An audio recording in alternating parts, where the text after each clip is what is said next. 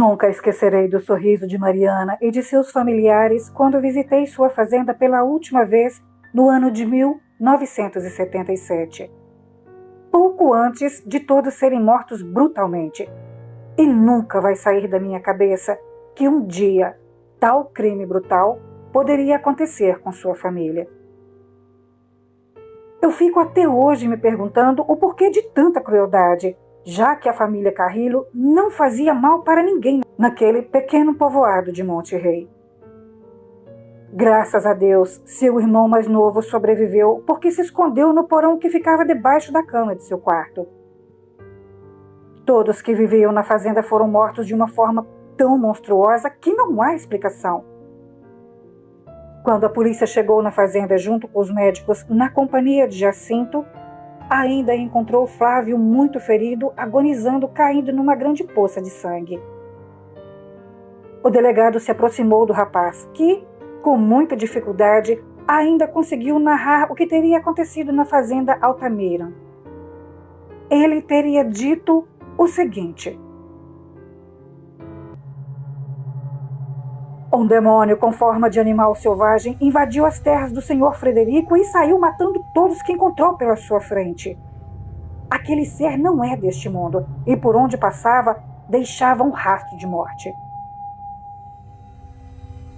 Eu estava aqui no escritório com o patrão quando escutei os homens atirarem sem parar e muitos sons medonhos eram ouvidos por toda parte. O senhor Frederico e eu pegamos algumas armas para proteger a casa e levamos um grande susto com a porta sendo derrubada pelos corpos de Juventino e Carlito, que estavam estraçalhados e mergulhados em sangue. A porta tinha caído com os 2 homens já mortos e logo em seguida aquele ser diabólico entrou no escritório matando covardemente o senhor Frederico e me feriu com muita violência. Disse Flávio com muita dificuldade para o delegado Ramírez. O médico pediu para que o delegado não fizesse muitas perguntas, já que o homem estava muito ferido e tinha perdido muito sangue. Mas isso foi em vão. Em poucas horas, Flávio acabara de fechar seus olhos e morreu na maca da ambulância. Um dos policiais que caminhava em meio àquele cenário de destruição encontrou o pequeno Henrico, de apenas 7 anos, chorando muito no canto do quarto, perto dos corpos de sua mãe e de sua irmã Mariana.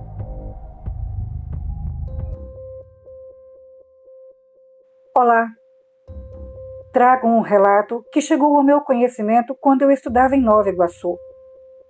Naquele tempo, meu amigo costumava me dar carona em um Chevrolet Monza 86, que ficava no estacionamento da faculdade. Em uma dessas viagens que costumávamos fazer juntos, escutaria algo que me deixaria de cabelo em pé, pois tenho plena convicção que uma pessoa como ele não iria inventar uma história daquele tipo. Ainda mais sendo um homem com mais de 50 anos de idade, pai de adolescente e muito respeitado no meio onde vive. Era uma tarde do ano de 2017. Eu estava no meu 2º ano da faculdade aqui em Nova Iguaçu. E como costumava ir de ônibus para a casa da minha tia que mora em Magé, o meu amigo havia me oferecido carona no seu carro, já que ele também tinha casa em Andorinhas. Darei um nome falso para a pessoa que me contou toda essa história, já que a mesma é muito respeitada no meio social e não gostaria de ser taxada de louca por seus colegas de profissão. Meu amigo Gustavo ligou o carro e quando estávamos parados em um forte trânsito da Dutra, o mesmo começou a me contar uma história que mais parecia um conto de terror.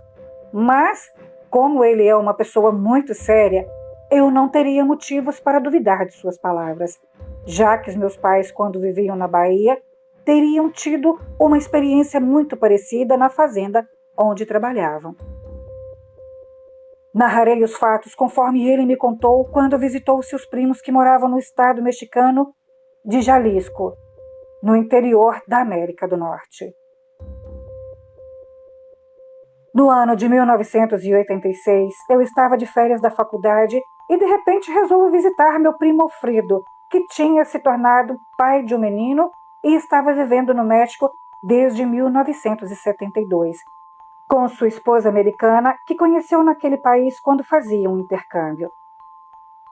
Esta foi a primeira viagem que faria para fora do Brasil, já que no ano seguinte eu pretendia visitar um grande amigo que se mudou para Montreal. Era verão no Brasil e inverno no hemisfério norte. Eu tinha acabado de chegar em casa de um passeio que fiz na cidade de Santo Aleixo, em Magé, com alguns colegas de faculdade. Ao chegar em minha casa, meus pais me mostraram um telegrama que receberam de Alfredo, informando sobre o nascimento de seu filho, Andrew. Empolgado com aquela notícia, eu quis ir até o México visitar o meu primo, mas, como mamãe e papai não poderiam viajar comigo, eu resolvi ir com minha irmã, Cristina. Fizemos as bagagens e colocamos no porta-malas do Monza SLE, que papai tinha acabado de comprar em uma concessionária próxima da Avenida Brasil. Eu fiquei algumas horas esperando minha irmã, que se despedia do seu noivo, Daniel, e logo depois o nosso pai nos levou para o aeroporto, onde pegamos o voo rumo ao México. Assim que chegamos ao aeroporto, Alfredo estava com sua esposa nos esperando. Nós nos cumprimentamos e fomos em direção ao seu carro parado na esquina. Antes mesmo de descer do avião, eu já tinha ficado encantado com a beleza daquele país. E dentro do carro, minha irmã tirava fotos por onde íamos passando. Como estava um pouco cansado da viagem, acabei adormecendo e só despertei ao chegar no pequeno povoado que meu primo vivia com sua esposa, Cat, e seu pequeno filho. Como sempre tive o hábito de escrever num diário todo tipo de experiência que costumava vivenciar em minhas viagens, certamente não iria ser diferente a minha estadia no solo mexicano. E foi lá, naquele país, que eu iria ouvir um relato que me faria crer no sobrenatural. Passados poucos dias, eu estava na mesa com os meus primos tomando café da manhã, mas, de repente, ouvimos o barulho da campainha tocar. Cat se levantou, indo em direção à sala para atender a porta. Quando ela abriu, era um adolescente por nome Henrico Carrillo e outro homem por nome Juan Dias. Esses eram amigos de Alfredo desde o ano que ele se mudou para aquela pequena cidade rural. O adolescente deveria ter por volta de 17 anos de idade. Era um rapaz alto, magro, de cabelos lisos, negros e compridos na altura do pescoço. E o homem mais velho parecia ter por volta de uns 35 anos de idade. Ele também tinha as mesmas características do adolescente, porém, sua pele era mais clara e seus cabelos era mais castanho. Alfredo mandou que ambos se sentassem à mesa para tomar café conosco. Como não conhecia aquelas pessoas, assim que terminei o café, pedi licença e me retirei da sala juntamente com Cristina e Cat. Para deixar todos à vontade na casa, nós fomos para o jardim. E, por um instante, eu notei uma certa inquietação por parte de Cat, que parecia meio sem jeito. Ela nos pediu para irmos em direção à garagem, pois queria nos contar algo que Alfredo não poderia saber.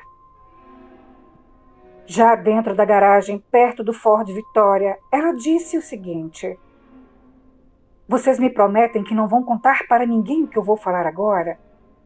Disse ela com um olhar frio. "Sim, claro. Você pode confiar na gente. Nós não vamos espalhar nada", respondeu Cristina, enquanto eu observava tudo em silêncio encostado no carro vermelho. Este adolescente que está na sala conversando com Alfredo foi vítima de um grande trauma vivido na infância.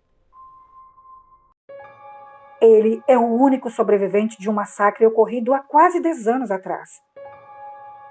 Sua família vivia numa fazenda afastada do povoado e eram os mais ricos da região. Sei que vai parecer loucura o que eu irei falar agora, mas se vocês perguntarem aos moradores da região, certamente eles irão confirmar essa história que vou contar. Esses foram brutalmente assassinados por uma criatura demoníaca durante a noite e, para não ter uma grande repercussão nacional, os policiais ocultaram essa informação e disseram que a fazenda Del Carrillo foi massacrada pelos integrantes do cartel de Guadalajara, simplesmente pelo fato de um dos empregados ser inimigo dessa quadrilha. Mas a verdade é muito pior, disse ela, olhando para minha irmã. Mas como isso aconteceu? Perguntei eu, interrompendo a conversa. Eu não tenho muita certeza, mas aconselharia que vocês conversassem com este jovem rapaz ou com outro mais velho, já que ele é irmão do falecido Frederico, disse ela. Esta narrativa parece uma fábula e não uma história de fato. Mas será que não foi uma histeria do menino? Disse Cristina. Não é ficção, pois houveram relatos de mais de uma pessoa que supostamente viu este demônio atacar a fazenda da família, além de um dos empregados que ainda estava com vida quando a polícia chegou ao local. Eu não acreditava na história até que fui com Alfredo na casa da fazenda e pude ver com os meus próprios olhos, disse Katy com um olhar sério. Parece um enredo de filme de terror, mas entre o céu e a terra pode acontecer de tudo, disse a minha irmã. Ficamos conversando distraídos quando Alfredo chamou por Katy, e a mesma foi ver o que ele queria. Como eu era muito teimoso e incrédulo naquela época, resolvi ficar mais um pouco no México e tentar fazer amizades com aqueles homens com a finalidade de saber se tudo aquilo era verídico. Mas, ao fazer aquilo, passei a crer no sobrenatural. Minha irmã, que não conseguia ficar longe de Daniel, voltou para o Brasil pouco tempo depois. Eu fiquei no México mais alguns meses. Quando os dois mexicanos saíram, eu fui conversar com meu primo Alfredo, e o mesmo me narraria toda a história que Katy nos contara. Para me confirmar este fato, Alfredo me chamou para ir com ele num jantar que Henrico iria promover no domingo, e assim poderia escutar toda a história dos seus próprios lábios. Na sexta-feira, minha irmã pediu para que Alfredo a levasse ao aeroporto, pois não aguentava mais ficar longe de seu noivo. Eu, que estava com muita ansiedade, aguardei por aquela ocasião no qual poderia ouvir essa história de lobisomem. Mas, para surpresa de todos, no dia seguinte ocorreu na cidade o assassinato de um fazendeiro por nome Augusto Herrera e 2 capangas seus. Um deles era um sujeito por nome Evandro Durenhas. Os 3 teriam sido mortos numa emboscada próxima ao povoado. Evandro estava amarrado numa árvore com seus pés cortados e com a cabeça jogada próxima à margem do rio, e o fazendeiro Augusto tinha diversas perfurações de balas em seu corpo. Certamente, quem fez aquilo com eles tinha um só objetivo, que era se vingar e conseguir concretizar o seu plano. Segundo os moradores, nunca tinha acontecido um crime tão brutal assim. Só na época do assassinato dos Carrillos. Contudo, uma comoção tomou conta da cidade, já que a família Herrera era muito influente no povoado e todos na cidade não paravam de comentar o fato. Passado alguns dias, fui em companhia de meu primo visitar o jovem Henrico no centro da cidade. Dentro do carro eu ficava maravilhada com aquelas belas paisagens que mais lembram as novelas mexicanas transmitidas aqui no Brasil. E certamente o México é um país muito bonito. Pouco tempo depois, chegamos à casa onde o garoto estava morando com alguns de seus parentes. Não iria demorar muito para fazer amizade com Henrico Altamira, pois o mesmo gostava muito de futebol e, sobretudo, da seleção brasileira, já que seu falecido pai o tinha levado ainda com poucos meses de vida para assistir à Copa do Mundo no México em 1970. Assim que terminamos o almoço, eu fui puxar um pouco de assunto com o garoto, mas, como falava espanhol com influência, puxei assunto também com alguns garotos que ali estavam. Mas foi só depois de um mês que eu conseguiria firmar uma amizade com Henrico e assim poderia escutar de seus lábios algo muito pior que a esposa de meu primo nos contara na garagem de sua casa. Jogamos futebol e fomos assistir um filme, mas pouco a pouco Henrico parecia querer nos contar algo, mas como estávamos todos assistindo TV, ele acabou por não contar nada. No dia seguinte, pedi para Alfredo se ele poderia me levar na antiga fazenda dos Carrillo, pois esse já sabia que eu tinha tomado conhecimento do ocorrido com a família de Henrico, mas o mesmo não quis fazer, já que tinha muita consideração com Henrico e o seu compadre Juan. Como eu insistia muito, ele acabou aceitando. Entramos no carro e chegamos de manhã bem cedo no casarão abandonado. As atividades econômicas da fazenda ainda funcionavam normalmente com a criação de gados e a produção de tequila, além de outros produtos produzidos por ali mesmo. O casarão estava abandonado, encoberto em poucas partes pela vegetação, e uma energia pesada tomava conta daquele lugar. Movido pela curiosidade, entrei naquela casa e o cenário era totalmente sombrio em meio a uma atmosfera muito pesada. Os móveis ainda velhos estavam destruídos e haviam marcas de garras na porta caída ao canto. Eu resolvi subir as escadas e fui caminhando pelo corredor. As paredes daquela casa tinham marcas de tiros, garras de algum tipo de animal ou alguma coisa que eu naquela época não saberia identificar. Dentro do que parecia ser um escritório, haviam muitas manchas pelas paredes e móveis quebrados, como se houvesse uma guerra no local. Mesmo vendo tudo aquilo em minha frente, eu ainda me perguntava se era verdade, pois não seria possível tal criatura da dramaturgia ser real. À medida que eu fui caminhando pela casa, eu sentia uma presença pesada no lugar e uma sensação de que alguma coisa me observava por ali. Alfredo, com pressa, me chamou e saímos dali o mais rápido possível, pois temia que alguém ou algum criminoso pudesse se esconder do local e fazer mal para nós. Entramos no carro e, na volta pela estrada de terra, avistamos uma senhora com um Fusca verde parado próximo da estrada. Cumprimentamos aquela velha senhora e seguimos para a cidade. Era por volta do fim de tarde quando Pablo, que era o noivo da falecida irmã de Henrico, chegou na casa de meu primo. Como eu estava sentado no sofá da sala escutando uma música do Level 42, ele me cumprimentou e ficou ali conversando com Alfredo e Cat, pois ele disse que sabia quem era o demônio que atacou a fazenda dos Carrilhos em 77. E nesta hora, ele já estava queimando no inferno. Ele contava tudo aquilo e parecia meio embriagado ao mesmo tempo. Ele contou da seguinte forma: